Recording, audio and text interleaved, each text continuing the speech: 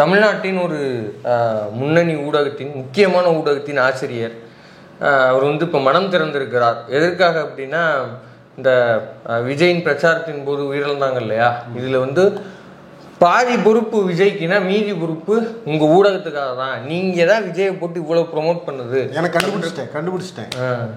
புதிய சேனல் தானே? அவங்க தான் விஜயினுடைய சேனல். இல்ல நடிகர் விஜயோட சேனல் தான். அவரது இல்ல, அது அவருடைய ஆசிரியரை பத்தி தான் பேசிட்டு இருக்கீங்க. அவரது இல்ல, புதிய சேனல் விஜய் இதுப்பா. அதெல்லாம் மக்களுக்கே தெரியும், எல்லாருக்கும் தெரியும். ஐயோ, இப்படி நீங்க எல்லாம் வந்து தப்பா நினைச்சுக்கிறீங்களா அவரை? சரி, அதான் தண்ணீரை நினைச்சிட்டு இருக்கிறோம். அது அவரது இல்லையா? அப்புறம் அததான் நீங்க எல்லாம் தப்பா நினைச்சுக்கிட்டீங்கன்னா அவர் தண்ணீரை விளக்கம் கொடுத்துருக்கிறாரு. ஓ ஆமா, இது மட்டும் கிடையாது. நான் மட்டும் தான் விஜய ப்ரமோட் பண்ணனா, என் கூட இன்னும் 11 பேர் இருக்காங்க. அந்த சேனலையும் நீங்க போய் வந்து விசாரிங்க, என்ன மட்டும் ஏன் கேக்குறீங்க அப்படின்றாரு. இது மட்டும் கிடையாது, நான் வந்து எவ்வளவு யோக்கியவான் தெரியுமா அப்படின்னு அந்த தண்ணீர் விளக்கத்துல அவரே எக்ஸ்போஸ் பண்ணி இருக்கிறாரு. இப்படி பல்வேறு காமெடிகள் மனசை திறந்திருக்காரு இப்போ. ஆமா ஆமா, அவரு மனசை திறந்தா அப்புறம் நாமளும், நமக்கும் மனசு இருக்கு, அதுக்கும் ஜன்னல் கதவு வாசல்லாம் இருக்குல்ல, அப்புறம் நாமளும் திறக்கணும்ல. அதுல திறந்து என்ன பண்ண போறோங்கிறதா இந்த வீடியோ.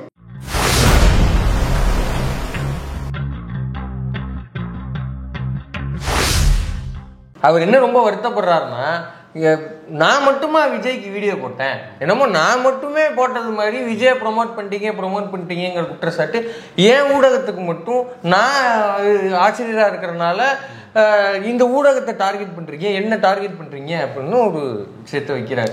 ஏன் வந்து உங்க, அதைத்தான் சொல்றேன், ஏன் உங்க சேனலுக்கு மட்டும் இந்த விமர்சனம் வருதுன்னா, இந்த பிரேக்கிங் அப்படிங்கிறத நொடிக்கு நொடி, இதோ பனையூரில் அவர் கதவு திறந்து விட்டது, இதோ பனையூரில் வந்து அவருடைய உதவியாளர் வெளியே வந்து விட்டார், அவர் இன்னும் வரவில்லை, இப்படிங்கிற பிரேக்கிங்க போட்டது உங்க ஊடகம் மட்டும்தான். எனக்கு ஒண்ணு புரியல. Breaking, big breaking, flash news, அப்புறம் என்ன வேற என்னென்னமோ சொல்லுவாங்களே, இதெல்லாம் எதுக்கு யூஸ் பண்றதுனே புரிய. அதுக்கு அந்த சொல்லுவாங்களா, இதே அதுக்கான மதிப்பே போயிருச்சுடா அப்படிங்கிற மாதிரி இப்பெல்லாம் பிரேக்கிங்கவே சாதாரணமா கடந்து போறாங்க. மக்கள் அதிர்ச்சி அடைகிற ஒரே ஒரு விஷயம் என்ன தெரியுமா, மோடி வந்து 8 மணிக்கு பேச போறாருன்னு செய்தி வந்தா மட்டும்தான் அதிர்ச்சி அடைகிறாங்க.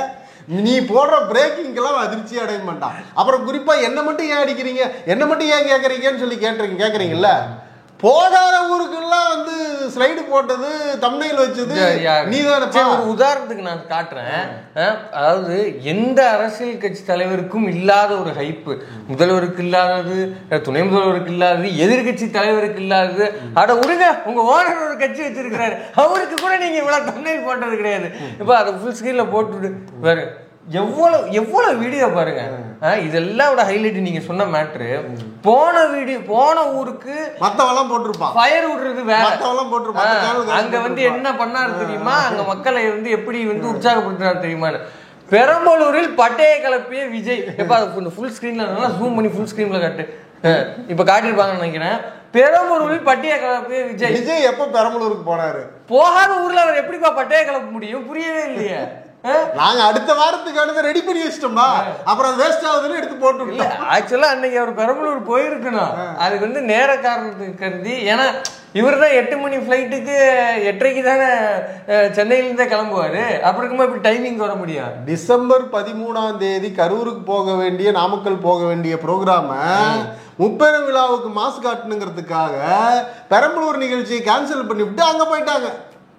ஆமா, இப்படி இருந்ததுன்னா, இப்படி எல்லாம் வீடியோ போட்டோன்னா அப்புறம் உன்னை கேள்வி கேட்காம என்ன பண்ண முடியும்? சரி, இதெல்லாம் விடுங்க. அவர் இன்னொன்னு சொல்றாரு, தம்ப்நெயில் கூட அவருக்கு தெரியல. யோசிச்சு பாருங்க, ஒரு ஊடகத்தின் அனைத்து பரிமாணங்களுக்கும் எப்படின்னா, அந்த ஊடகத்துடைய டிஜிட்டல் சேனலு பிளஸ் இணையதளம் பிளஸ் வந்து தொலைக்காட்சி, 3க்கும் இவர் தான் வந்து ஹெட்டு. ஆனா அது பேர் தம்ப்நெயில் கூட தெரியல. யூடியூப் போஸ்டர்களுக்கெல்லாம் நான் பொறுப்பா, டிஜிட்டலுக்கு தனி டீம் இருக்குது அப்படிங்கிற ஒண்ணு தெரியுமா. அவருக்கு டிஜிட்டல் ஊடகத்திலேயோ அல்லது வந்து இந்த மெயின் சேட்டலைட் ஊடகத்திலேயோ அவருக்கு ஏதாவது அனுபவம் இருக்கா? அவரு டிவியவே கேபிள் கனெக்ஷனே அவர் போன வாரம் தான் வாங்கியிருக்காருன்னு சொல்றாங்க. அப்ப அவருக்கு அந்த ஊடகங்களை பற்றிய எந்த நாலேஜும் எந்த அறிவுமே அவருக்கு கிடையாது. நான் நினைக்கிறேன், அடிப்படையான கேள்வி, நான் நினைக்கிறேன் எனக்கு தெரிஞ்சு அவர் ஏதாவது மனம் திறந்திருக்காருல்ல, அவர் ஏதாவது மனம் வருந்தி அவர் ராஜினாமா பண்ணிட்டு போனார்னா அந்த இடத்துக்கு நீ போகலாம் தாராளமா. ஏன் தெரியுமா அவருக்கு தெரியாத பல விஷயம் இந்த ஊடகத்தை பத்தி உனக்கு தெரியும். எதுவுமே தெரியாத அவரு போய் ஆசிரியரா உட்காரும் போது அதை விட பல மடங்கு தெரிஞ்ச நீ போய் தாராளமா இதெல்லாம் மிகைப்படுத்துறது. அவர் அந்த இடத்துல எப்படி உட்கார முடியாது? அதே லாஜிக் தான். இப்ப நான் ஒரே கேள்விதான் கேட்கிறேன். அவருக்கு தம்ப்நெயில்ல என்னன்னே தெரியல. எனக்கு தெரியுமில்ல, தெரியுமே தெரியாதா? நீ டிசைனே பண்ணுவ பண்ணுவல, இதை விட என்ன தகுதி வேணும் சொல்லு? இதை விட என்ன தகுதி வேணும்? அவரை விட டிவி நிறைய பாத்துருக்கல. இல்ல இப்ப நீங்க யோசிச்சு பாருங்க. இப்ப நான் இது சொல்றது எவ்வளவு ஜோக்கா இருக்கு.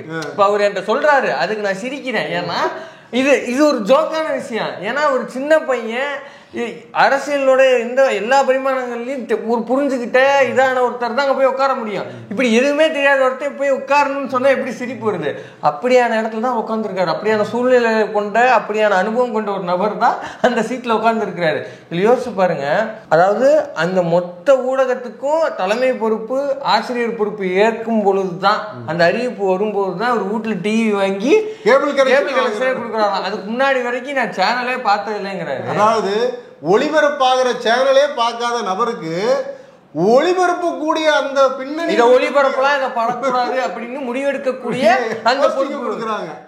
இது எந்த அடிப்படையில கிடைக்குது? இப்ப நீங்க யோசிச்சு பாருங்க. இன்னைக்கு நியூஸ் 18 காந்திவாதிப்பா, அதனால அதை கொடுக்கலாம். யோசிச்சு பாருங்க. நியூஸ் 18ல வந்து கார்த்திகேசன் இருக்கிறாரு, இதே போல சன் நியூஸ்ல குணா சார் இருக்கிறாரு. இப்படி இப்போ ஒவ்வொரு ஊடகங்களையும் இருக்கிறாங்க. இப்ப இவங்க வந்து எடுத்த உடனே அந்த நேரடியா ஆசிரியர்னு போய் உட்கார்ந்தாங்களா? அது எப்படி உட்கார முடியும்? அதுக்கு முன்னாடி சில ஆண்டுகள் வந்து சீனியர் கரஸ்பாண்டா இருந்திருப்பாங்க, அதுக்கப்புறம் ரிப்போர்ட்டரா இருந்திருப்பாங்க, செய்தி வாசிப்பாளரா இருந்திருப்பாங்க, போய் அதுக்கப்புறம் தனி ஷோ பண்ணிருப்பாங்க, அதுக்கப்புறம் பேட்டி, அதுக்கப்புறம் வந்து எல்லாத்துக்கு முன்னாடி ஒண்ணு இருக்கு, ஜெர்னலிசம் படிச்சுட்டு வந்திருப்பாங்க. சரி, ரைட். அல்லது ஜெர்னலிசம்னா என்னன்னு தெரிஞ்சு வந்திருப்பாங்க. ஸோ இவங்கெல்லாம் வந்து இப்படி படிப்படியா ஒவ்வொரு படியில ஏறி வரும் பொழுது ஒருத்தருக்கு மட்டும் லிஃப்ட் படார்னு ஓப்பன் ஆகுது அப்படின்னா அது என்ன லாஜிக்னு ஒரு கேள்வி இருக்குல்ல. இதெல்லாம் கேட்க முடியுமா? சரி, இவர் எப்படி ஆனாருங்கிறது தான் கேள்வி. இது ஒரு புறம். இவர் என்ன சொல்றாரு, தம்ப்நெயில் போஸ்டர்களுக்கெல்லாம் தனி குழு இருக்குது, அதுக்கு நான் வந்து தெரியாதுப்பா அதெல்லாம். சரி, அவருக்கு தான் தெரியாது இல்ல, அதுக்கு நான் ஆச்சரியம் இல்லைங்கிறாரு. சரி, இப்ப இன்னொரு போஸ்ட் காட்டுறேன். இப்ப அது ஃபுல் ஸ்கிரீன்ல போட்டு விடுங்க. இது வந்து அவர் எழுதின போஸ்ட், ஓகேவா? எப்ப புதிய அந்த தொலைக்காட்சியுடைய அந்த ஊடகத்தின் புதிய தொலைக்காட்சியோட புதிய ஊடகத்தினுடைய தலைமை பொறுப்பு ஏற்க போகிறேன் அப்படின்னு அவருடைய வாசகர்களுக்கு அவர் அறிவிச்ச அந்த போஸ்ட், அதுல என்ன போட்டிருக்காரு, அந்த சேனல் தொலைக்காட்சி பிளஸ் வந்து டிஜிட்டல் பிளஸ் இணையதளம் மூணுக்கும் தலைமை ஏற்கக்கூடிய பொறுப்பு எனக்கு கிடைத்திருக்கிறது, அதனால் நான் இந்த அருஞ்சொல்லை நிறுத்த போகிறேன் தானே எழுதியிருக்கிறீங்க சார். நீங்களே உங்க பழைய போஸ்ட்ல ஆமா நான் தான் மூணுக்குமான ஆசிரியருங்கிறீங்க. இப்ப விஜய்க்கு பிஆர் ஒர்க் பண்ணி மாட்டிக்கிட்டு ஊரே மிதிக்கும் பொழுது இல்ல இதுக்கு நான் வந்து ஆசிரியர் கிடையாது அப்படின்னா ஊருக்கே அறப்பாடம் எடுக்கக்கூடிய உங்களுக்கு இது சரியானதா? இல்ல நீங்க இப்ப வந்து புதிய சேனலுடைய தம்ப்நெயில்ல அதை வச்சிருந்த இது எல்லாத்தையும் நீங்க வந்து கேள்வி கேட்டீங்கல்ல, அவர் அது ஆசிரியர் நான் இல்ல, அதுக்கு வேற டீம் இருக்குன்னு சொல்லிட்டாரு. இதே மாதிரி நீங்க அந்த மெயின் மீடியத்துக்கு நீ ஏதாவது கண்டுபிடிச்சு கேட்டீங்கன்னா நான் அதுக்கும் வேற ஆள் இருக்கிறாங்கப்பா, அதுக்கும் நான் இல்லைன்னு பேர் மட்டும் தான் உங்களுக்கு கையெழுத்து முடிவுலாம் வேற ஒருத்தங்க எடுக்கிறாங்களா? சரி, இப்படி வச்சுக்கோ. இப்ப டிஜிட்டலுக்கு நான் ஹெட் இல்லப்பா, யூடியூப் சேனலுக்கு நான் ஹெட் இல்ல, அதுக்கு தனி டீம் இருக்குன்னு புழுவுறாரு. ஆனா முன்கூட்டியே இவரே தான் சொல்லியிருக்காரு நான் தான் ஹெட்னு. இது ஒரு சரி, இது ஒரு சைடு. சரி, இதுக்கு நீ ஹெட் இல்லைங்கிற உங்க வாதத்தை நாங்க வந்து ஏற்கிறோம், அந்த பொய்யை நாங்க வந்து நம்பிக்கிறோம், உங்க வாதத்துக்கே நான் வரேன். இப்ப நான் ஒரு வீடியோ போட்டு காட்டுறேன், பாருங்க. செய்தியை நாம் ஏற்றுக்கொள்ளத்தான் வேண்டும். இத்தனை பேரும் விஜய் மீது ஒரு எதிர்பார்ப்பை வைத்திருக்கிறார்கள், விஜயை தன் தலைவனாக ஏற்றுக்கொண்டிருக்கிறார்கள் என்பதையும் நாம் ஏற்றுக்கொள்ளத்தான் வேண்டும். ஏற்றுக்கொள்ளதான் வேண்டுமா? இது என்ன தேர்த்துக்கிறது? இது வந்து ரிப்போர்ட்டிங்க. முதல்ல காலையிலிருந்து வெயில்ல கால் கெடுக்க நிக்கிற ரசிகர்களுக்கு தண்ணி கூட இல்லாம நிக்கிற அந்த ரசிகர்களை வந்து இந்த கூட்டத்தை பத்தி மக்கள்கிட்ட ரிப்போர்ட் பண்ற விதம் இது. நான் தெரியாம கேட்கறேன், டிஜிட்டல்ல போடுற தம்ப்நெயிலுக்கு அந்த போஸ்டருக்கு நான் பொறுப்பு இல்லை, நான் அதுக்கு வந்து தலைமை இல்லை அப்படின்னு சொன்னீங்களே, இப்ப இது வந்து உங்க லைவ்ல வந்த ரிப்போர்ட்டிங் தானே? இப்ப இதுக்கு நீங்க வந்து ஆசிரியர் இல்லையா? இதுக்கு முன்னாடி நான் எத்தனையோ கூட்டங்கள் மாநாடுகள் இதெல்லாம் பார்த்துருக்கேன். அதை இந்த ஊடகங்கள் ஒளிபரப்பின விதத்தையும் நான் பார்த்துருக்கேன். இருங்க, அதுக்கு ஒரு எடுத்துக்காட்டு காட்டிடுவான். இப்ப அந்த போஸ்டர் போட்டுவிடுங்க. இது இப்போ உங்களுக்கு ஃபுல் ஸ்கிரீன்ல வந்திருக்கும். இது பாருங்க, இது வந்து எதிர்கட்சி தலைவர் அதிமுகங்கிற ஒரு தேசிய கட்சியினுடைய பொதுச் செயலாளர் அவருடைய பரப்புரைக்கு இதே சேனல் போட்ட லைவ். எவ்வளவு? 2 வீடியோ. இப்ப இந்த 2 கிளிப்பை பார்த்து இந்திரானந்த் தான் கேட்டாரு, இப்ப இந்த 2 கிளிப்பை இப்படி வெளியில பார்த்து இது என்னைக்கு நடந்தது, எந்த ஊர்ல அவர் பேசினாரு அப்படிங்கிறது சொல்றவனுக்கு லைஃப் டைம் செட்டில்மெண்ட். உள்ள போயெல்லாம் பார்க்க கூடாது. இப்ப இதே விஜய்க்கு போட்ட தம்ப்நெயில்ல நீங்க வெளியே பார்த்தாலே சொல்லிடலாம், ஏன்னா போகாத பெரம்பலூர்ல போய் பட்டைய கிளப்பினாரு. இப்ப எடப்பாடி எந்த ஊர்ல போனாரு, அது எந்த ஊர்ல பேசினதுங்கிற விவரம் கூட இல்ல தம்ப்நெயில்ல. இதே ஊடகம் தான் கேட்டா நாங்க எல்லாரையும் ஒரே மாதிரி தான் அது ட்ரீட் பண்றோம், எல்லாருக்கும் ஒரே மாதிரி தான் அது ஒரே மாதிரி ட்ரீட் பண்ணி இன்னொன்னு பாக்குறீங்களா? இப்ப அந்த போட்டோவை தட்டி விடுங்க. அதாவது விஜய்க்கு வந்த கூட்டம் அண்ணா காலத்தில் எம்ஜிஆர் காலத்தில் வந்தது போல மக்கள் கூட்டமா, இதெல்லாம் ரிப்போர்ட்டிங்கா? இது இப்ப இதுக்கு நீங்க ஆசிரியர் இல்லையா? அப்ப ஒரு விஷயத்த நீங்க செஞ்சுட்டீங்க, செஞ்சுட்டு விஜய் மாதிரியே நான் பொறுப்பேற்றுக்க மாட்டேன், பொறுப்புடைமையோட இருக்க மாட்டேன்னு கை கழுவுறது இருக்குல்ல, இதெல்லாம் எந்த அர்த்தத்துல வருது? ஆக்சுவலா ஆரம்பத்துல ஊடகங்கள் என்ன பண்ணும்னா, இப்ப வந்து ஒரு திமுக ஒரு மாநாடு கூட்டுது, அதிமுக ஒரு மாநாடு கூட்டுது, அது பிஜேபி வந்து ஒரு போராட்டம் பண்றாங்க அப்படின்னா அங்க போய் அங்க கலந்துகிட்ட மக்களுக்கோ அல்லது அந்த பகுதியில் உள்ள மக்களுக்கோ இந்த மாநாட்டினால என்னென்னலாம் தொந்தரவு இருக்கு, என்னென்னலாம் பிரச்சனை இருக்கு, இந்த மாநாடு எப்படி சரியா நடந்துச்சா, மக்களுக்கு இடையூறு இல்லாம பொது அமைதிக்கு பங்கம் விளைவிக்காம பிரச்சனை இல்லாம நடந்துச்சா, அல்லது அந்த கூட்டத்தில் வந்தவங்க அது ஒருபடி மேல கூட போய் சொல்லுவாங்க, இந்த பகுதியில் உள்ள டாஸ்மாகில் பாருங்கள் எவ்வளவு கூட்டம், இப்படி எல்லாம் கவர் பண்ணுவாங்க. இப்படி எல்லாம் எடுத்து அந்த கட்சியினுடைய நெகட்டிவ் சைடை வந்து அவங்களுக்கு போட்டு காட்டுவாங்க. அப்போ அதை வச்சுக்கிட்டு இப்போ வந்து அதிமுக ஒரு மாநாடு கூட்டுதுன்னா அந்த மாநாட்டுக்கு அருகாமையில் உள்ள அப்போ இந்த சோத்தை எடுத்து கொட்டினதெல்லாம் இவங்க தானே காட்டினாங்க. அப்போ இந்த மாதிரி எல்லாம் காட்டணும் போது தான் என்ன ஆகுதுன்னா, அவங்க அடுத்த முறை ஒரு கூட்டத்துக்கோ இதுக்கோ வந்து அந்த தலைமை வந்து நாம இந்த செஞ்சதெல்லாம் மக்கள் பார்க்குறாங்க, இதெல்லாம் காட்டுறாங்க, அப்போ நம்ம அதை சரி பண்ணிக்கணும் அப்படிங்கிற ஒரு பயத்தில் வந்து அந்த கட்சிகள் வந்து தங்களை அடுத்த முறை சரி பண்ணிக்கும். ஆனால் இது மாதிரி எங்கேயாவது விஜய் கூட்டத்துக்கு நீங்கள் பண்ணீங்களா?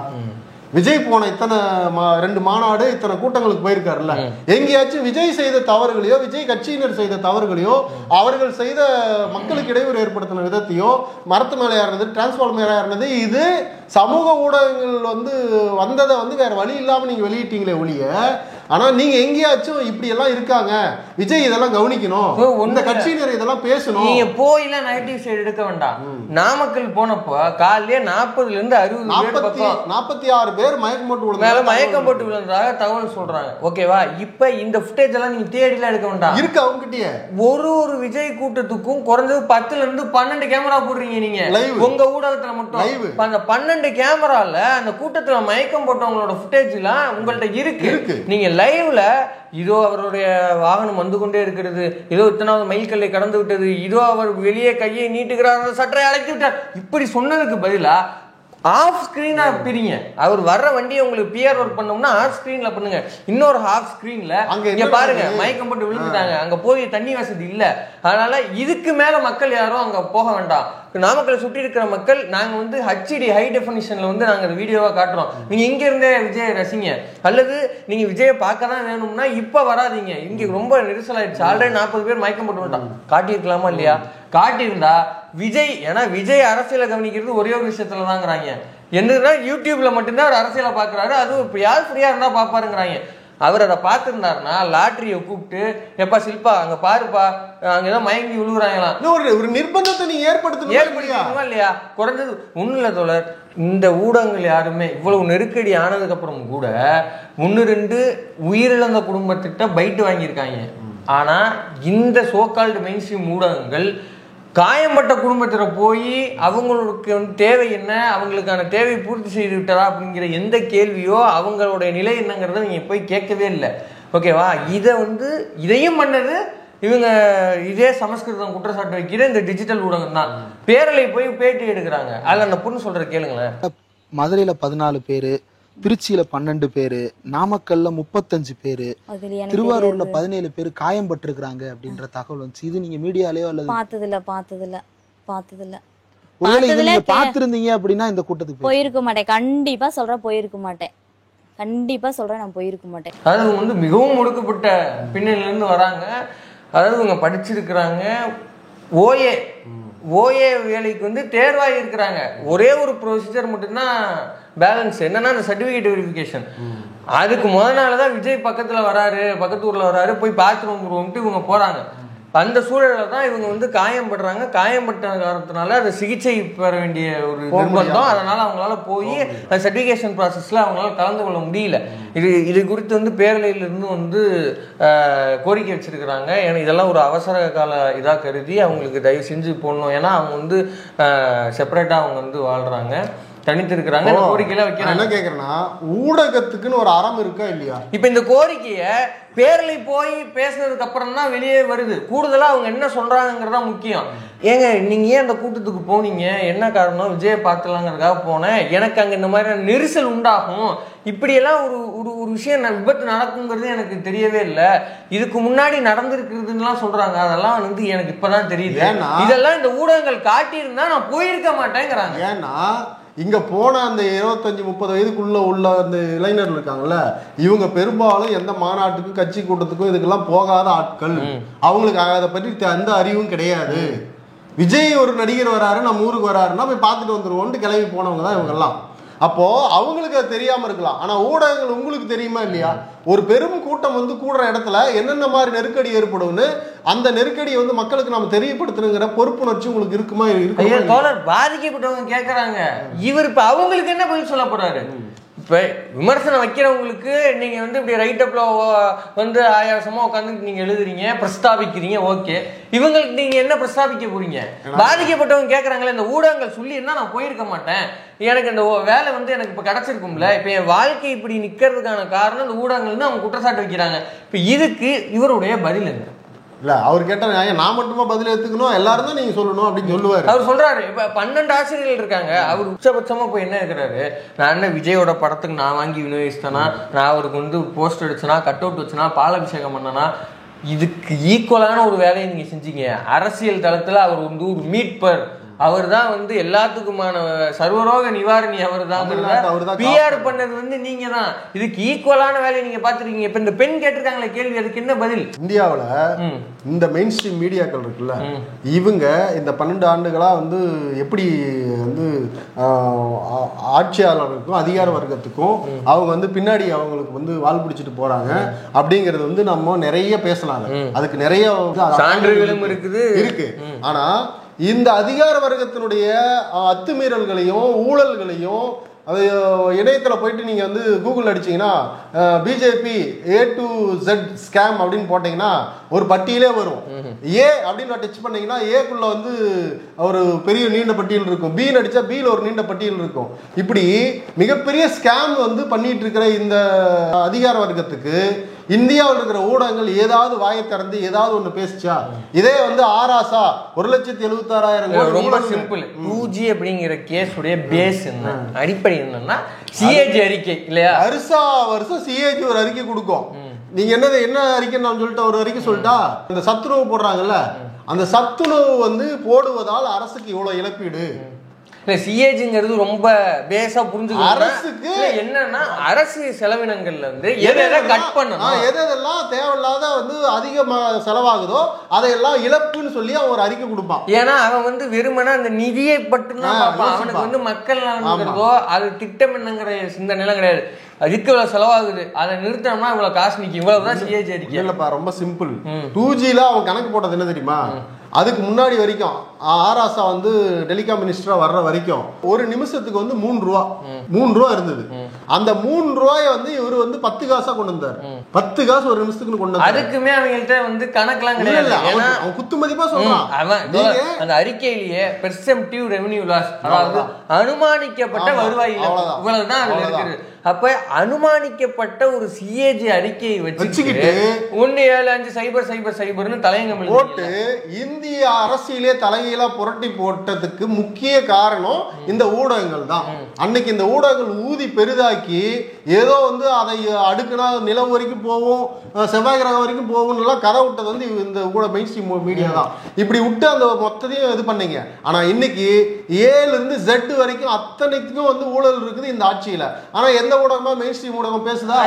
ஆனா நீங்க இந்தியாவில் கரண்ட்ல இருந்து என்னென்ன அந்த சின்ன சின்ன ஊடகங்கள் யூடியூப் சேனல்கள் வந்து அவங்க தான் இந்த மாதிரியான பல விஷயங்களை வந்து எடுத்துட்டு வந்து வெளியே கொண்டு வராங்க. இதே சிஏஜி அறிக்கையே வச்சுக்குவோம். சிஏஜி அறிக்கையில வந்ததுப்பா, அதனால நாங்க அதை பேசணும்னா அதே சிஏஜி போர் அறிக்கை விட்டதுல 7.5 லட்சம் கோடி ஊழல், மோடி வந்து 7.5 லட்சம் கோடி ஊழல் அதே சிஏஜி அறிக்கை. நிதின் கட்கரிய குற்றச்சாட்டு பண்ணாங்களா இல்லையா? 18 கோடிக்கு போட வேண்டியதோட 250 கோடியா 250 கோடிக்கு போட. ரஃபேல் விமானத்துக்கு வந்து வெறும் 250 கோடி வாங்க வேண்டியது 1350 கோடி கொடுத்து ஒரு விமானத்தை வாங்கினாங்க அப்படின்னு சொல்லிட்டு வரலையா? அது ஆவணங்கள் வந்து தொலைஞ்சு போச்சு, தீக்கரி ஆயிடுச்சுன்னு வந்து கதை விடலையா? இப்போ இதெல்லாம் கேட்கறதுனால இப்போ மெயின் ஸ்ட்ரீம் ஊடகம் விசஸ் இண்டிபெண்ட் ஜேர்னலிசம், டிஜிட்டல் ஜேர்னலிசம்னு பேசுறீங்களான்னா கிடையாது. இப்போ இந்த கேள்வியெல்லாம் கேட்கறதோட கோர் என்னன்னா, நாங்கள் இந்த 2 எதிர்நிறுத்தலையே செய்யல. இந்த ஊடகம் பேசுச்சா அப்படிங்கிற கேள்வி அங்க பணிபுரிகிற ரிப்போர்ட்டர்ஸை நோக்கி இல்ல, அங்க பணிபுரிகிற கரஸ்பாண்டன்ஸை நோக்கி இல்ல. அவங்களுக்கு கேட்கணுன்ற எல்லா இன்டென்ஷனும் இருக்கும். அவங்க நம்மள மாதிரி தானே. அவங்களுக்கு வந்து என்ன ஒரு லாப நோக்கமும் அவங்களுக்கு கிடையாது. ஆனா அதோடைய தலைமை இடத்துல உட்கார்ந்து எழுதியிருந்தாரு. நீங்க வந்து ஏதோ ஒரு ரிப்போர்ட்டரை நோக்கி, ஏதோ ஒரு கடல்நிலை செய்தியாளரை நோக்கி நீங்க வந்து கேள்வி கேட்கறீங்க, அவர் ஊழல் நிறைந்தவர்ன்ற குற்றச்சாட்டுலாம் வைக்கிறீங்க. ஆனா ஏசி ரூம்ல சொகுசா உட்காந்துக்கிட்டு அவன் பண்றது இருக்குல்ல, அதுதான் வந்து மகா மட்டமான வேலை. ஏன் இந்த ஊடகங்கள்லாம் இதை பேசவே இல்லைன்னா, அதோட தலைமையில உட்காந்துருக்கவன் பூரா அங்க அவருடைய ஆளா இருக்கிறான். யோசிச்சு பாருங்க, இந்தியாவிலேயே NDTVன்னு ஒரு டிவி இருக்குது. குறைஞ்சபட்சம் நீங்க சொன்ன 2014 அப்புறம் நியாயமா மாற்றுக்கருத்து இருக்குது அவங்களோட செயல்பாடுகளையும். ஆனா கொஞ்சம் ஜனநாயகமா NDTV தான். அதையும் பிடிச்சே அதானிட்ட விட்டாங்க. இப்ப அதுவும் முடிஞ்சு போச்சு. இப்படி இருக்கிற சூழல்ல இந்த தலைமையில் இருக்கிறவங்க எல்லாம் என்னவா இருக்கிறாங்கிறதா நம்மளுடைய இருக்கும்போது, இந்த டிஜிட்டல் ஊடகத்தை சார்ந்தவர்கள் தான் இந்தியா முழுவதும் பல முறைகேடுகளை, பல மக்கள் விரோத செயல்களை அம்பலப்படுத்திட்டு இருக்கிறாங்க. இவரு ஏன் இந்த விஷயத்த நான் சொல்ல வரேன்னா, இவர் நேற்று எழுதுற போது அவர் எழுதியிருக்கிறாரு, இந்த டிஜிட்டல் இதழியல் அப்படிங்கிறது வந்து இதழியலுக்கே பெரிய அபாயமா போய் முடியும் அப்படிங்கிறாரு. கரெக்ட் தான் அவர் சொல்றது. அவங்க ஒரு வியாபாரம் பண்ணிட்டு இருக்காங்கல்ல, அதை நீங்க வந்து அம்பலப்படுத்தி நீங்க அவங்களுக்கு ஆபத்தா போய் நிக்கிறீங்கல்ல, அததான் அவர் குறிப்பிடுறாரு. அதாவது இந்த இதழியல் துறைக்கே அபாயகரமானது, ஆபத்தானது டிஜிட்டல் இதழியல் தான் அப்படிங்கிறாரு. சரி, சோ கால்டு நீங்க சொல்ற அந்த மெயின் ஸ்ட்ரீம்ல லெகசி மீடியால இருக்கிறவங்க, இவர் சொல்றாரு லெகசி மீடியாக்களை வந்து இவங்கெல்லாம் இது பண்றாங்க. அந்த லெகசி மீடியாக்கள்ல பணிபுரிஞ்சவங்க தானே இன்னைக்கு டிஜிட்டல் வந்திருக்காங்க. ஏன் வந்தாங்க? என்ன காரணத்தினால வந்தாங்க? அதை நீங்க குணாவாகட்டும், ஜீவ சகாப்தன் ஆகட்டும், அல்லது வந்து நெல்சன் சேவியர் ஆகட்டும், அல்லது செந்தில் வேலன் ஆகட்டும், இவங்கெல்லாம் வந்து இதே மெயின் ஸ்ட்ரீம் மீடியாவில் உங்களை மாதிரி வந்து மெயினான ஒரு பொறுப்புல உட்காந்து எல்லா கட்சியினரும் லெஃப்ட் ரைட் வாங்கினவங்க தானே. இல்ல, ரொம்ப சிம்பிளான கேள்வி. எதற்காக அவங்க வேலை பார்த்துருந்த ஊடகத்துல இருந்து புறக்கணிக்கப்பட்டாங்க, தூக்கி அடிக்கப்பட்டாங்க? என்ன அவங்க மீது ஏதாவது குற்றச்சாட்டா? அவங்க ஏதாவது கைவிட்டு போயிட்டாங்க குற்றச்சாட்டா? அல்லது வந்து அவங்களுக்கு அரசியல் புரிதல் இல்லைங்கிற குற்றச்சாட்டா? இல்ல வேலை சரியா செய்யலைங்கிற குற்றச்சாட்டா? இல்ல, ஏதோ வந்து ஜெர்னலிசமே தெரியாம வந்து உட்காந்துட்டு இருந்தாங்க இவ்வளவு நாள், எங்களுக்கு தெரியாம. இல்ல, போன மாசம் தாங்க அவங்க வீட்டுல வாங்கி டிவி கனெக்ஷன் கொடுத்தாங்க அப்படின்ற குற்றச்சாட்டா? அது எதுவுமே இல்லையா? மிகச்சிறந்த மிக சொல்லக்கூடிய இந்தியாவை திரும்பி பார்க்கக்கூடிய மிகச்சிறந்த வந்து ஊடகவியலாளர்கள் அவங்க ஏன் தூக்கி அடிக்கப்பட்டாங்க? பொங்கிருக்கீங்களா நீங்க? உங்க Facebookல உங்க அருஞ்சொல்ல ஏன் இதெல்லாம் பிரஸ்தாபிக்கவே இல்ல? என்ன சிக்கல்? இது குறித்து எழுதி இருக்கீங்களா? அப்ப வந்து இதழியலுக்கு வரல. யோசிச்சு பாருங்க, ரொம்ப நீண்ட நெடிய அனுபவம் வாய்ந்த வந்து ஊடகவியலாளர்கள்லாம் தூக்கி அடிக்குது அந்த நிறுவனம். அப்பெல்லாம் வந்து இதழியல் துறைக்கு ஆபத்து. டிஜிட்டல் ஊடகம் வந்து கேள்வி எழுப்பும் போதுதான் ஆபத்தா. நீங்க அவர்களை சுட்டி காட்டுறதுனால உங்களுக்கு ஆபத்தா இருக்கு. நீங்க யோசிச்சு பாருங்க, ஒரே ஒரு ட்ரைப்ஸ்ங்கிற ஒரு சேனல், கரிகாலன், இந்த மொத்தத்துக்கே அந்த சேனல்ல 3 பேர் தான். 3 பேர், அந்த எடிட்டர் அரவிந்த் அண்ணன், கரிகாலன் 3 பேர் தான். கரிகாலன்றவரும் அந்த அரவிந்த் 2 பேர் சேர்ந்து எவ்வளவு பெரிய ஒரு மோசடியை வந்து வெளிக்கொண்டு வந்திருக்காங்க. இதுதானே ஜெர்னலிசம் செய்ய வேண்டிய வேலை, ஊடகம் செய்ய வேண்டிய வேலை இதுதானே.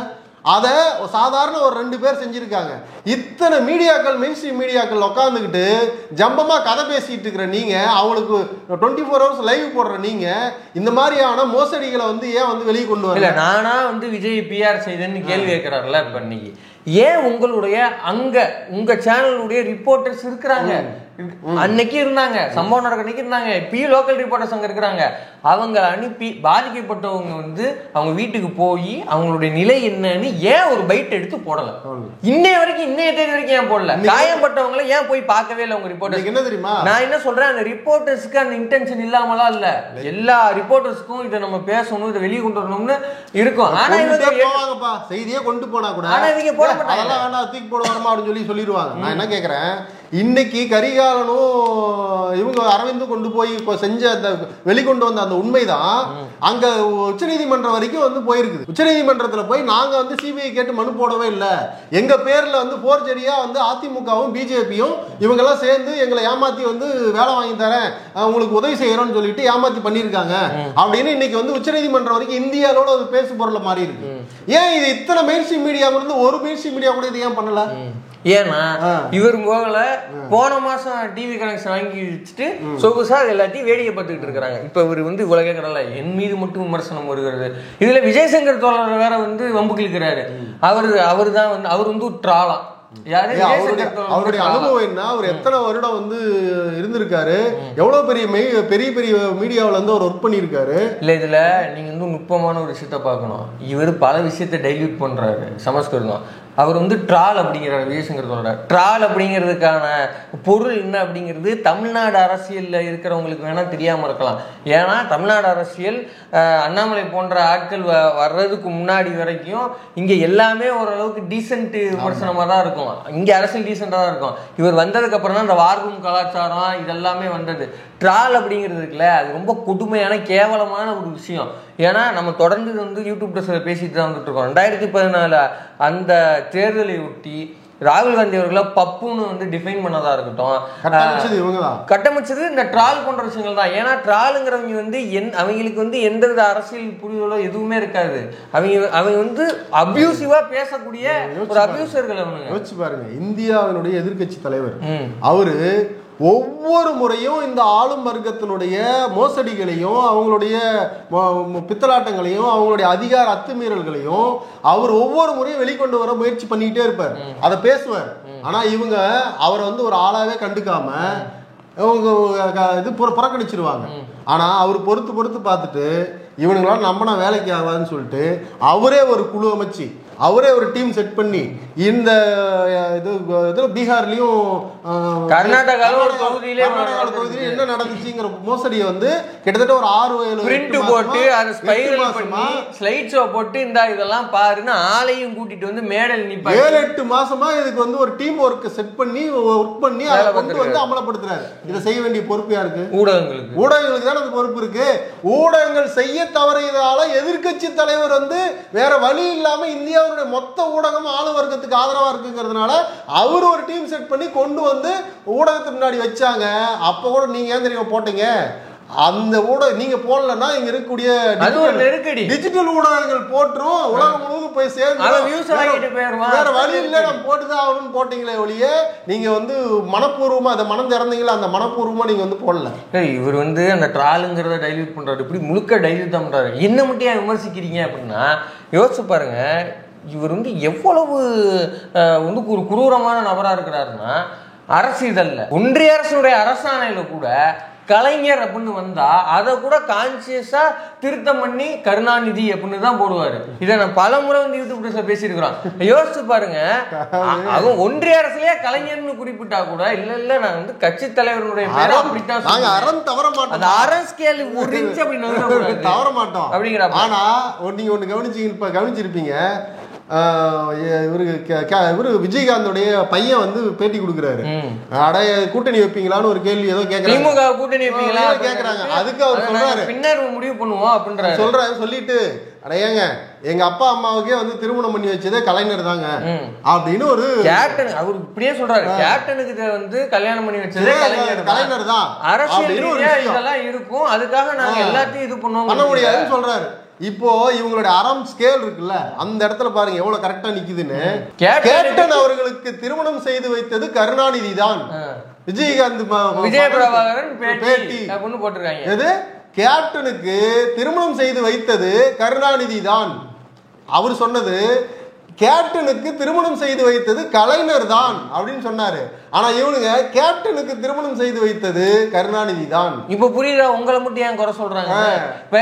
இல்லைங்க, தலைவரோட பேரை வந்து நான் அப்படியே தான் போடுவேன்னா விஜயகாந்துக்கு கல்யாணம் செய்து வைத்தது கருணாநிதி.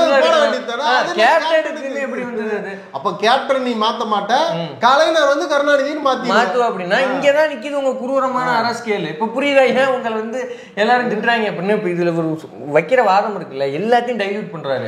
இப்ப வந்து அந்த ட்ரால்னு சொல்றேன் இல்லையா, ஒரு மிக மிக கொடூரமான ஒரு விஷயத்த ஒரு விமர்சனம் வைக்கிறவர் மேல வச்சு அந்த விஷயத்தை டைல்யூட் பண்றது. இன்னொன்னு, இந்த டிஜிட்டல் ஜேர்னலிசம் வந்தனாலதான் ஜேர்னலிசமே நாசமா போகுதுன்னு வைக்கிற டைல்யூஷன் இருக்குல்ல, இது ரொம்ப கேவலமான டைல்யூஷன். ரவீஷ்குமார் அப்படின்னு ஒரு ஜேர்னலிஸ்ட் இருக்கிறார். அவர் நாடறிஞ்ச ஜேர்னலிஸ்ட். அவர் இப்போ எங்கே வந்துட்டு இருக்காரு?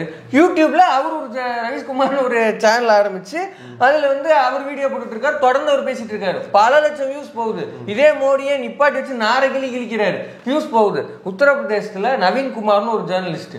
அவர் இன்னைக்கு யூபியில இருந்து கொண்டு யோசிச்சு பாருங்க. இங்க இருந்து நம்ம யூபியை பத்தி விமர்சிச்சோம்னா மாசம் வந்து ரிப்போர்ட் ஆகுது. ஆனா அவர் யூபியில இருந்துகிட்டு பல லட்சம் சப்ஸ்கிரைபர்ல வச்சுக்கிட்டு அவர் தொடர்ந்து யோகி எடுத்து கேள்வி கேட்கிறாரு, மோடி எடுத்து கேள்வி கேட்கிறாரு. அவரெல்லாம் இங்க எங்க வேலை பார்த்தவரு? இப்ப அவர்லாம் எங்க வேலை பார்த்துக்கிட்டு இருக்காரு? இதெல்லாம் விடுங்க. சித்தார்த் வரதராஜன் வயனுடைய ஆசிரியர், அவருக்குலாம் என்ன நல்லா வந்தது? 2 செடிஷன் நினைக்கிறேன் இல்லையா? கோவிட் டைம்ல ஒரு செடிஷன், அதுக்கப்புறம் அது வழக்கு நடந்துகிட்டு இருக்கு. இப்ப சமீபத்தில் ஒரு செடிஷன். இதை எதிர்த்து தமிழ்நாடு டிஜிட்டல் ஜேர்னலிஸ்ட் யூனியன் கண்டிச்சு இதை வந்து போராட்டம் வந்து நடத்த அங்க என்ட்ரான் சார் கலந்துக்கிட்டாரு, நக்கீரன் கோபாலன் கலந்துக்கிட்டாரு, இவங்க சென்னை பிரஸ் கிளப்பினுடைய தலைவர், பொதுச் செயலாளர்னு எல்லாம் கலந்துக்கிட்டு பேசினாங்க. இதற்கு இவர் என்னைக்காவது வந்து இவருடைய அறஞ்சொல்லியோ இல்ல வந்து ஃபேஸ்புக் குறைஞ்சபட்சம் ஒரு ஷேராவது பண்ணிருப்பாரு? மோடி அரசு எத்தனை ஊடகவியலாளர்களை பொய் வழக்கு போட்டு அவங்க மீது வந்து வருஷ கணக்கில் கொண்டு வந்து உள்ள வச்சிருக்கு. என்னைக்காச்சும் உங்க அறத்தினுடைய சீற்றத்தை அந்த பக்கம் காட்டிட்டீங்களா? ஒண்ணுல தோழர், கரண் தப்பார். எந்த கரண் தப்பார்? ஜெயலலிதாவே மைக்க கலட்டி இப்படி விட்டு இருந்துட்டு எந்திரிச்சு வாக் அவுட் ஆனவங்க. மோடியை தண்ணி குடிக்க வச்ச கரண் தப்பார். இன்னைக்கு அவருடைய நிலைமை என்ன? அவர் மேல செடிஷன், தொடர்ந்து செடிஷன். அவர் இப்ப எங்க இயங்குறாரு நீங்க தெரியுமா? அவர் வந்து டிஜிட்டல்ல தான் இயங்குறாரு. இப்ப அவர் வந்து டிஜிட்டல் ஊடகத்துல தான் இருக்காரு. இப்ப என்ன ஊடகவியலுக்கு அவரும் சேர்ந்து தான் வந்து ஆப்படிக்கிறாரா? நியூசிலாண்டின்னு ஒரு மெயின் ஸ்ட்ரீம்ல இருந்து டிஜிட்டலுக்கு வந்து ஏன் இந்த மாதிரி ஆட்கள் எல்லாம் வந்து ஷிஃப்ட் ஆகுறாங்க? அத பத்தி ஏன் தூக்கி எறியப்படுகிறார்கள்? அப்ப அதுக்கு என்ன காரணம்? அதுக்கு உங்க அறம் வந்து என்ன பேசுது? நியூசிலாண்டின்னு ஒரு டீம் இருக்கு, அதுல ஸ்பெஷல் ஷோவே பண்றாங்க. என்னன்னா இந்த கோலி மீடியாக்கள் எப்படி எல்லாம் சொம்படிக்கிறாங்கிறத வச்சே ஒரு ஷோ நடக்குது. அவங்க பல எக்ஸ்போஸ் பண்றாங்க. என்னன்னா இப்ப பிரைம் மினிஸ்டருடைய ஒரு ஸ்கீம் தெரியாது யாருக்கு, சமஸ்கிருதத்துக்கு கோடி மீடியா என்னன்னே தெரியாது. ஏன்னா அவருக்கு ஒரு கேபிள் கனெக்ஷன் இப்பதான் அவருக்கு எப்படி தெரியும்? அவங்க வந்து ஒரு பிரதம மந்திரியோட வீட்டு வசதி திட்டம், அதுல வந்து இவங்க தான் 1 லட்சம் பயனாளிகள் என்னமோ போட்டு நியூஸ் பேப்பர்ல ஆடு போடுறாங்க. பக்கத்துக்கு விளம்பரம், அவங்க போட்டோ, அந்த அம்மாவை தேடி வந்து அந்த ஊடகவியலாளர் போறாங்க. அவங்க போயிட்டு நாங்கள் இந்த மாதிரி நியூஸ் வந்து குழுவிலேருந்து வந்திருக்கிறோம், இப்படி உங்களை மீது வந்து விளம்பரப்படுத்திருக்காங்க, நீங்கள் தான் இந்த 1 லட்சம் பயனாளரா, எங்க அந்த வீடு அப்படின்னு கேட்குறாங்க. அவங்க வந்து ஒரு ஓட்ட குடிசையில இருந்து அவங்க இருக்கிறாங்க. நான் இழிவுபடுத்துக்காக சொல்ல, அவங்களோட நிலை வந்து நான் சொல்றேன். அவங்களுக்கு எதுவுமே தெரியல, அவங்களுக்கு இதான் இல்லைங்க, அதெல்லாம் ஒன்றும் வரல, வீடும் கொடுக்கல. ஆனா அவங்க பேர்ல இந்த மோடி அரசு விளம்பரம் பண்ணுது. இது மட்டுமா? 99999 ஒரு 10 9 போட்டு அதுல ஒரு சில 1000 கோடியை வந்து ஊழல் பண்ணாங்களா இல்லையா? எதுல? ஹெல்த்துக்கு, ஆயுஷ்மான் பாரத். அதுல வந்து மோடி பிஎம் கேர் பிஎம் கேருக்கு என்ன விடைன்னு இது வரைக்கும் தெரியல. ஒரு ஒரு நாடு ஒரு கொரோனாங்கிற ஒரு தொற்றுல மக்கள் எல்லாம் வந்து அச்சத்துல செத்துக்கிட்டு இருக்கிற காலகட்டத்துல உங்களை எல்லாம் காப்பாற்ற வேண்டிய அரசு, மக்களை எல்லாம் காப்பாற்ற வேண்டிய அரசு அதே மக்கள்கிட்ட பணம் கொடுங்கன்னு கேக்குது. அதுக்கு ஒரு நாட்டினுடைய பிரதமரே வந்து விளம்பரதாரரா மாறுறாரு. சரி, நம்மளாம் என்ன நினைப்போம், சரிப்பா நமக்கு ஏதோ கொஞ்சம் இருக்குது, நம்ம பரவாயில்ல, ஆனா யாரோ நிறைய பேர் இல்லாம இருப்பாங்க, பிரதமர் தானே கேட்கிறாரு, அவருக்கு கொடுத்தோம்னா அவர் அந்த மக்களுக்கெல்லாம் போய் அதாவது நல்லது செய்வாருன்னு நினைச்சு நிறைய பேர் பல ஆயிரம் கோடி பல லட்சம் கோடி அள்ளி கொடுத்தான். கொடுத்த பிறகு ஒரு கட்டத்துக்கு அப்புறம் என்னடா பிஎம் கேர்னு வாங்கினீங்க, எதுவுமே செஞ்ச மாதிரியே தெரியலையேன்னு ஒரு சந்தேகம் வந்து கேட்டா அது அந்த தகவல் கேட்காதீங்க. ஏங்க என்னாச்சு, இல்ல அது வந்து ஒரு தனியாருதா ஓ நீயா சொல்ற, நீ எல்லாம் வந்து அம்பாசிடர் மாதிரி ஒர்க் பண்ணிட்டு இருந்த தனியாருதுங்கிற. ஆமாமா தனியாருது, தனியார் தகவலை யாருக்கும் கொடுக்க முடியாது. சரி, அந்த நிதி என்னையாச்சு அதெல்லாம் நீ கேட்க கூடாது. இதுக்கு எதிராக உங்க அரைச்சிட்டோம், உங்க அறம் எங்க போச்சு? கடைசியா ஒரே ஒரு எக்ஸாம்பிள் மட்டும் நசுக்கி சொல்லி முடிச்சிடறேன் நானு. ஏன் உங்களை மட்டும் அவரு போல நீயும் மனம் திறக்க போற. ஆமா தொடங்கியா, எல்லா மனசும் தொடங்கிய பாக்கலாம். இப்ப இந்த காடை பாருங்க, என்ன விட்டுருக்கு, தீபாவளிக்கு வந்து இந்த டைம் டு இந்த டைம் தான் வெடிக்கணும் தமிழக அரசு அப்படின்னு போறாங்க. ஆமா, பட்டாசு வந்து இந்த நேரத்துல தான் வெடிக்கணும் அப்படின்னு சொல்லிட்டு தமிழக அரசு சொல்லுதுன்னு எங்களுக்கு எல்லா உணவும் சொல்லுது இல்ல. மனசாட்சியை தொட்டு சொல்லு, இது தமிழ்நாடு அரசு போட்ட உத்தரவா? உச்ச நீதிமன்றத்துடைய தீர்ப்பின் அடிப்படையில் உச்ச நீதிமன்றத்தின் உத்தரவு இந்த டைமுக்குள்ள வெடிக்கும். இந்த பிரச்சனை எப்போ வந்தது தெரியுமா? முக்கியமான பெருநகரங்கள், டெல்லி உள்ளிட்ட பெருநகரங்கள் வந்து மாசால திணறிச்சு. இந்த தீபாவளி டைம்ல வந்துச்சுன்னா மொத்தமா மாசு அடைஞ்சு அங்க உள்ள குழந்தைகள், முதியவர்கள், நோய்வாய்ப்பட்டவர்கள் திணறாங்கிறதுனால டெல்லி மாதிரியான முக்கியமான நகரங்கள்ல பட்டாசு வெடிக்க தடை விதிச்சாங்க. அப்ப பிற நகரங்கள்ல என்னன்னா முழு நாள் வெடிக்க கூடாது, அது வந்து பெரிய பொல்யூஷன் ஏற்படுத்துதுங்கிறதுனால உங்களுக்கு வந்து டைம் வந்து விதிச்சாங்க. அதை தான் அரசு வந்து ஞாபகப்படுத்துற மாதிரி ஒரு செய்தி வெளியிடுவாங்க. இதை வந்து உச்ச நீதிமன்றம் உத்தரவு, அவ்வளவுதான், இது போனுச்சு, அவங்க போட்ட உத்தரவு இத்தனை மணிக்குள்ளதான் வெடிக்கணும் அப்படின்னு. அதன்படிதான் வந்து இந்த டைம் ரெகுலேஷனை இதை கூட தமிழ்நாடு அரசு உத்தரவுன்னு போட்டீங்கன்னா உங்களை வேற என்னன்னு சொல்லி உங்களுக்கு எப்படி தெரியுமா இருக்கு? பெட்ரோலோட ஏறிச்சுன்னு வச்சுக்கியா, எண்ணெய் நிறுவனங்கள் பெட்ரோல் விலையை உயர்த்தினாங்க. யாரு? இதுதான், இவங்க தான் போடுவாங்க. புதிய சேனல்ல இருந்து எல்லாரும் போடுவாங்க. அதே வந்து ஒரு 5 ரூபா ஒரு 2 ரூபா குறைச்சாங்கன்னு வச்சுக்க, மோடி பெட்ரோல் விலையை குறைத்து விட்டார். இது என்ன உங்க அறம் இதுதான் உங்க கடைசியா உண்மையே மட்டும் சொல்றேன். உண்மையிலுமே நீங்க அந்த அறம்னு சொல்றது உங்களுக்கு இருக்குன்னா நீங்களே யோசிச்சு பாருங்க.